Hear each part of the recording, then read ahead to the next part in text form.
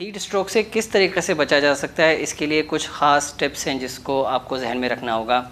सबसे पहली बात ये कि हाइड्रेशन, हमें पानी ज़्यादा से ज़्यादा पीना होता है, लेकिन पानी किस तरह से पीना है और उसके अंदर किस बातों का एहतियात करना है। उसके अंदर सबसे पहली बात तो ये है कि हमें स्मॉल फ्रीक्वेंट वाटर इनटेक रखना चाहिए। अगर हमें प्यास का एहसास नहीं भी हो रहा तब भी हमें थोड़े थोड़े वक्फे पे पानी का इस्तेमाल करना चाहिए, नंबर 1।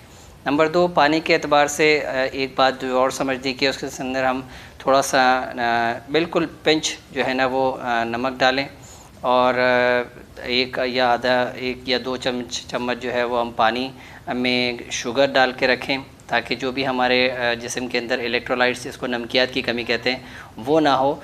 तो अगर हम उसका भी इस्तेमाल कर लेते हैं तो वो भी हमारे लिए फ़ायदेमंद होगा, प्रोवाइडेड ये कि हमें ब्लड प्रेशर या शुगर की शिकायत ना हो। तो पानी के साथ थोड़ा सा नमक का इस्तेमाल, या फिर उसमें 2 चम्मच शुगर के डाल के 1.5 लीटर बोतल के अंदर आप इसको अपने पास रखें और इसको फ्रीक्वेंटली इस्तेमाल करें, ताकि हमारा हाइड्रेशन लेवल भी बेहतर हो जाए और इसके साथ नमकियात की कमी को भी हम निमट सके उससे। दूसरी बात ये कि अगर हमें स्ट्रेनस एक्सरसाइजेस करनी है या हमारा काम ऐसा है कि जिसमें हम मशक्क़त के लिए बाहर हमें काम करना पड़ता है और सख्त गर्मी के वक्त में ही करना पड़ता है, तो इसमें सबसे ज़रूरी ये है कि हम अपने काम के जो दौरानिया है उसको ड्यूरेशन में उसको कमी लेके आएँ और उसके अंदर उसको ब्रेक्स में इस्तेमाल करें। आधा घंटा 15 मिनट आपने काम किया, उसके बाद फिर आप शेड्स के अंदर चले जाएँ या आप पानी का इस्तेमाल करें, ताकि आपके ऊपर हीट स्ट्रोक के मुस्तकिल असरात ना पड़ें।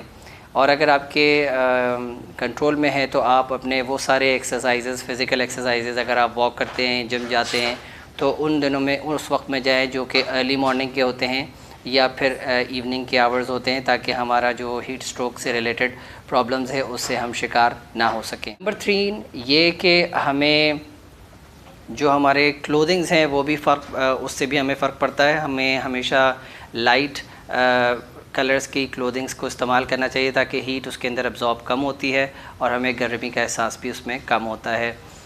नंबर 4 ये कि अगर हम कुछ ऐसी मेडिकेशंस के ऊपर हैं जिनसे यूरिन का अखराज ज़्यादा होता है, तो डॉक्टर से रुजू करके हमें उन मेडिकेशंस को भी ऑप्टिमाइज़ करना चाहिए। जैसे कुछ ब्लड प्रेशर की मेडिकेशंस होती हैं, कुछ डाययूरेटिक्स होते हैं, और इसी तरीके से कुछ और मेडिकेशंस होती हैं जो कि आपकी जिस्म के अंदर से पानी को निकालती हैं, तो उसका हमें अवॉइड करना चाहिए उनको, या उनका अल्टरनेटिव आपके जहन में या आप डॉक्टर से रुजू करके उसको कंसल्ट करना चाहिए।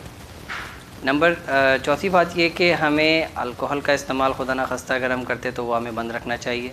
इसी तरीके से अगर हम शुगरी आइटम्स बहुत ज़्यादा लेते हैं तो वो ना लें, क्योंकि शुगरी आइटम्स जो होते हैं वो भी जिस्म के अंदर डिहाइड्रेशन को इंक्रीज़ करते हैं, तो उसका इस्तेमाल हमें नहीं करना चाहिए।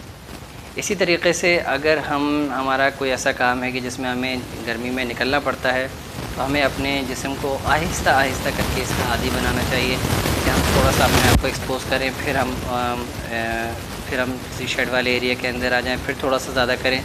तो आहिस्ता आहिस्ता करके अपनी स्ट्रेंथ को बिल्डअप करें, ताकि अगर हीट के अंदर आपका काम है और ऐसी जगह पे आप रहते हैं जहाँ पे बहुत ज़्यादा गर्मी होती है, तो आप एकदम से अपने आप को अपनी बॉडी को उसके साथ कंटिन्यूस एक्सपोजर में ना रखें, ताकि आपकी बॉडी आहिस्ता आहिस्ता करके अडेप्ट करती है। इसको एक्लेमेटाइजेशन कहते हैं। और आहिस्ता आहिस्ता करके आप अपना एक्सपोजर बढ़ाएंगे, ताकि जो हीट से निमटने की जो बॉडी की कंपनसेटरी मैकेनिज़म्स हैं वो एक्टिवेटेड रहें और आप सख्त गर्मी के अंदर भी काम करने की सलाहियत पैदा हो सके आपके अंदर। तो ये कुछ अमूमी और कुछ जनरल टिप्स थी। इस पर काम करें और अपना ख्याल रखें। अपने गिरदोनवा में भी ज़रूर देखते रहें कि अगर खुदा न खास्ता कोई आदमी चक्कर आ रहे हैं किसी को, या आपको लग रहा है कि वो ड्राउज़ी हो रहा है, तो उसको फ़ौरन से किसी शेड वाले एरिया में लेके आएँ, उसको पानी पिलाएं और उसको थोड़ा सा नमक वाला पानी पिलाएं, ताकि वो फ़ौरन से अपनी हाइड्रेशन लेवल को बेहतर कर सके और हीट स्ट्रोक के मुज़र असरात से बच सके। अपना ख्याल रखिएगा। अस्सलाम वालेकुम।